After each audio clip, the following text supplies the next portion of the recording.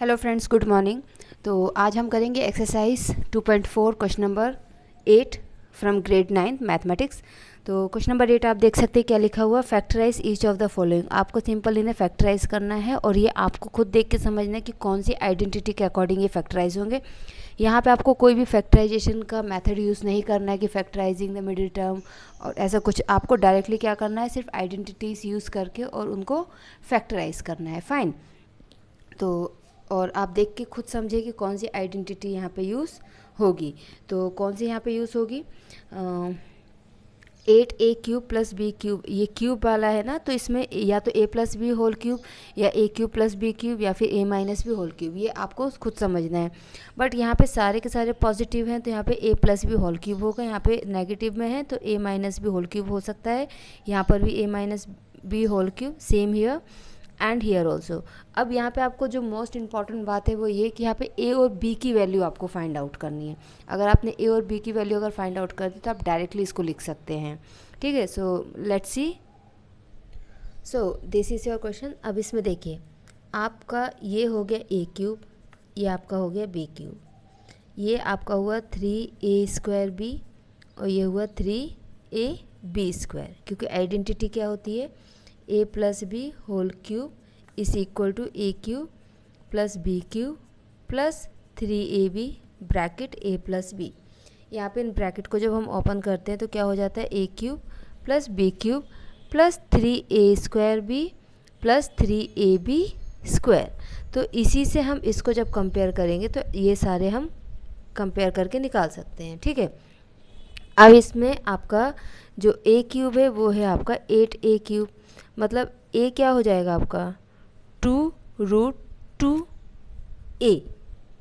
ठीक है, और b³ आपका b³ है तो b आपका b होगा। ठीक है, अब आइडेंटिटी तो हमको पता चल गई है कौन सी लगानी है, तो डायरेक्टली आप लिख सकते हैं 2√2a + b होल क्यूब।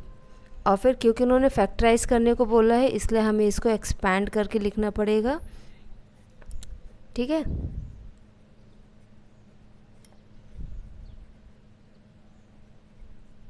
ये कम्प्लीटली आप इसको इस तरीके से एक्सपैंड करके लिखेंगे तो ये हो गया आपका factorise by using the suitable identity.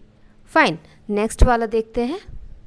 अब देखिए ये सेम टू सेम है, सिर्फ माइनस आ गया है।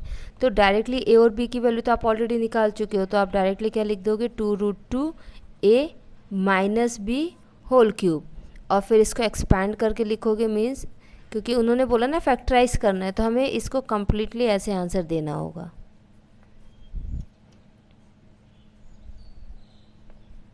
ओके, बट एग्जाम में क्या होगा ना कि ये पहले क्वेश्चन आए फिर ये आए, ऐसा तो होगा नहीं, या तो ये आएगा या फिर ये आएगा। तो इसको सॉल्व आप कम्प्लीटली करना जैसे हमने फर्स्ट पार्ट किया है। चलिए अब हम इसका third, fourth and fifth part भी देख लेते हैं। ओके, सो टर्म्स देख के आपको समझ में आ गया होगा कि आपकी a - b होल क्यूब की आइडेंटिटी यहाँ पे यूज़ होगी। तो ये आपका a³ - b³ माइनस यहाँ पे a लिखा हुआ है। ओके, सो 3a² b + 3ab² है। तो हमें इनसे तो कोई ख़ास मतलब होता नहीं है, हम सिर्फ इनसे ही कंपेयर करके a और b की वैल्यू निकाल लेते हैं। तो a³ आपका क्या है 27, तो a क्या हो जाएगा 3, एंड b³ आपका क्या है 125a, तो b क्या हो जाएगा 5a। ठीक है, a और b की वैल्यू आ गई, डायरेक्टली आप वैल्यू पुट कर दीजिए, क्या हो जाएगा 3 - 5a होल क्यूब। और फिर इसको हम फैक्टराइज फॉर्म में लिखेंगे। Done. Okay, then fourth one, 64a³ - 27b³ - 144a² + 108ab²। So इसमें a की वैल्यू क्या हो जाएगी आपकी 4a एंड b की वैल्यू क्या हो जाएगी 3b। इसको आप कंपेयर करके देख लीजिएगा। ठीक है, एक ही टाइप के क्वेश्चंस बार बार कराने का कोई सेंस नहीं है, तो आप मतलब मैं क्वेश्चंस करा देती हूँ बट पूरा एक्सप्लेन करने का कोई सेंस नहीं है। तो यहाँ पे हम क्या लिखेंगे 4a - 3b होल क्यूब। आप इसको लिख दीजिए फैक्टराइज फॉर्म में 4a - 3b, 4a - 3b and 4a - 3b। Last देखिए ये छोटे छोटे नंबर्स हैं जिनका क्यूब आपको याद होना चाहिए। ठीक है, 27 पी क्यूब माइनस 1/216। अब 216 किसका क्यूब है, सोचिए थोड़ा सा। ठीक है, 216 6 का क्यूब होता है, तो यहाँ पे क्या हो जाएगा 3p होल क्यूब, और यहाँ पे क्या होगा 1/6 whole cube minus 1/2 p square plus 1/4p।